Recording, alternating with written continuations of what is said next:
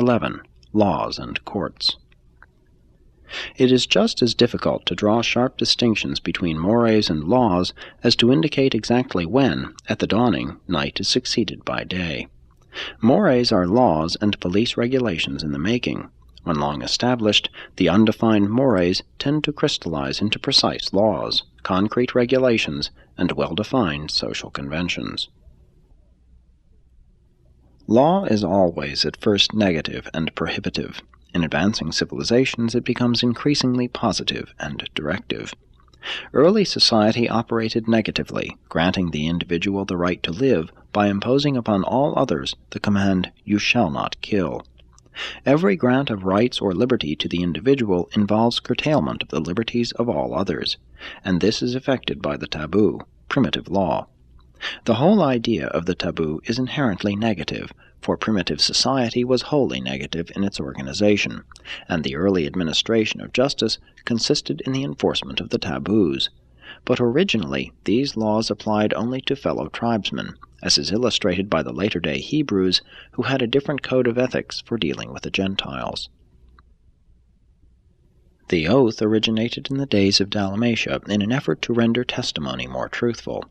Such oaths consisted in pronouncing a curse upon oneself. Formerly, no individual would testify against his native group. Crime was an assault upon the tribal mores. Sin was the transgression of those taboos which enjoyed ghost sanction, and there was long confusion due to the failure to segregate crime and sin.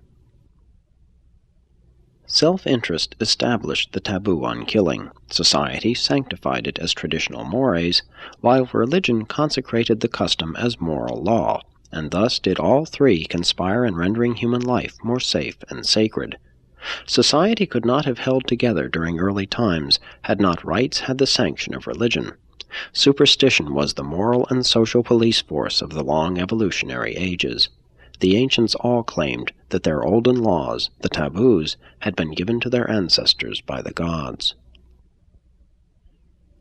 Law is a codified record of long human experience, public opinion crystallized and legalized. The mores were the raw material of accumulated experience out of which later ruling minds formulated the written laws. The ancient judge had no laws. When he handed down a decision, he simply said, "It is the custom." Reference to precedent and court decisions represents the effort of judges to adapt written laws to the changing conditions of society. This provides for progressive adaptation to altering social conditions, combined with the impressiveness of traditional continuity. Property disputes were handled in many ways, such as 1. By destroying the disputed property. 2. By force, the contestants fought it out. 3. By arbitration, a third party decided. 4. By appeal to the elders, later to the courts. The first courts were regulated fistic encounters. The judges were merely umpires or referees. They saw to it that the fight was carried on according to approved rules. On entering a court combat, each party made a deposit with the judge to pay the costs and fine after one had been defeated by the other. Might was still right. Later on, verbal arguments were substituted for physical blows. The whole idea of primitive justice was not so much to be fair as to dispose of the contest, and thus prevent public disorder and private violence. But primitive man did not so much resent what would now be regarded as an injustice. It was taken for granted that those who had power would use it selfishly. Nevertheless, the status of any civilization may be very accurately determined by the thoroughness and equity of its courts and by the integrity of its judges.